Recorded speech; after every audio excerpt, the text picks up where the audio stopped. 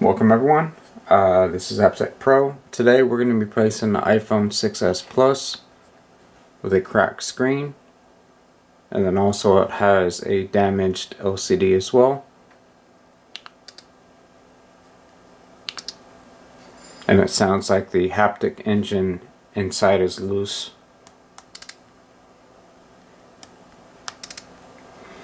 So as always, I'm going to go ahead and start the timer, speed up the video, and show you the final result.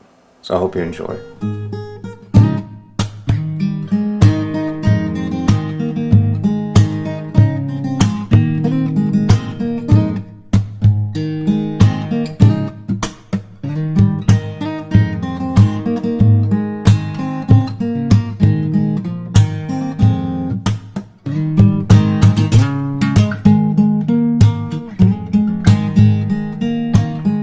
And we are done.